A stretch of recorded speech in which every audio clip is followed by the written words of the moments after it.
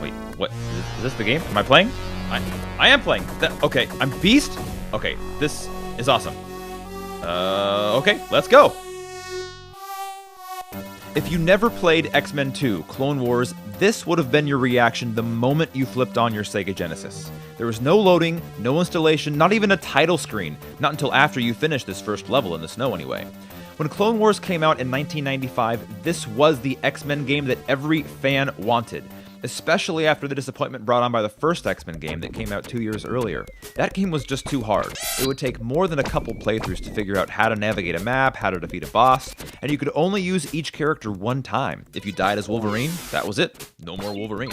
And the worst part about it, though, was your mutant power was limited. And isn't that why we want to play an X-Men game in the first place?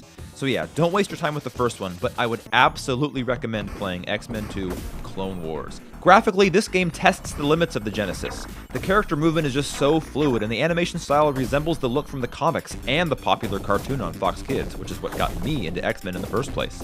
Psylocke and Beast join Cyclops, Gambit, Nightcrawler, and Wolverine, and even Magneto joins your team after you fight him on Asteroid M on level 3. Every character has their own unique strengths and abilities in addition to their mutant powers. For example, Wolverine and Nightcrawler can both climb walls and ceilings, which makes maneuvering a level easier. Psylocke can double jump, so she can move faster also. Magneto can float in the air, and Beast is just strong AF. And speaking of mutant powers, there is no limit to their use. Some people can charge their powers up to make them stronger, and everyone gets a benefit from being high on health. The powers get better if you feel stronger. The one power, though, that caught me by surprise was Wolverine's healing factor. If you're low on your health, you get a bar back. All these years later, the game is still fun and appropriately challenging. It has some great X-Men moments, and I love being able to play as my favorite X-Men characters. But there are two things that set it back. The first one, which really isn't a huge deal, is just the story. The first X-Men game, as bad as it was, had all the great X-Men cameos. Iceman, Storm, Jean Grey, Juggernaut, Sabretooth, they were all in it.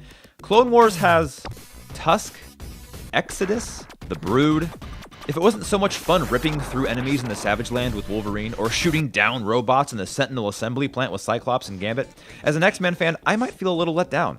The other setback, which is a bigger deal, is the multiplayer. While it is cool that you can share the experience with a friend and play two players, two characters don't fit very well in the limited amount of space they give us on the screen. And the screen can't decide which character to follow as you advance through the level, often leaving both of you on opposite sides of the screen, so you can't see what's ahead of you, and then you walk right into the new enemies. That can be really frustrating. But the perk of having two players is the additional lives. Each player gets 9 lives, like you're some kind of mutant feline. If you played as Cyclops for all night, you can call yourself a laser cat. The first time I beat this game, I waited until I had 1 life left, plugged in the second controller, started as player 2, let player 1 die off, and I had 9 new lives to finish the game with. I was really proud of myself for that one. Despite these shortcomings, however, I still think the game is worth playing, and the biggest reason for this is the fact that there has not been a decent X-Men game since. Sure, there were fighting games that did characters justice, like Marvel vs. Capcom, X-Men Mutant Academy was alright, and I don't mean to say that Clone Wars is only good by default, because it is genuinely a good platforming game, but if we had a game that more thoroughly explored the X-Men universe and made us feel like we were our favorite mutant superheroes, maybe we could put Clone Wars up on the shelf. But sadly, that game does not exist. X-Men Legends and the official X-Men game that tied into the movie universe don't really do that.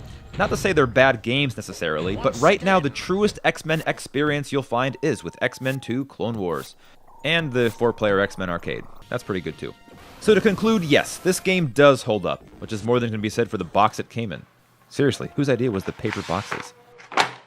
So yeah, if you're an X-Men fan, this video game is the best representation of the best superhero team that has ever existed. Yeah, I said it. And even if you're not X-Men crazy like I am, if you have a chance to play it, it's still definitely worth a try. Alright, that's it for this week's Does It Hold Up? Let us know if you found this review valuable. And as always, it is our job here at Modern Arcade to keep you from wasting your time with old irrelevant crap so you can spend your time playing the classics that actually matter. Thank you so much for paying attention, and we'll see you next week.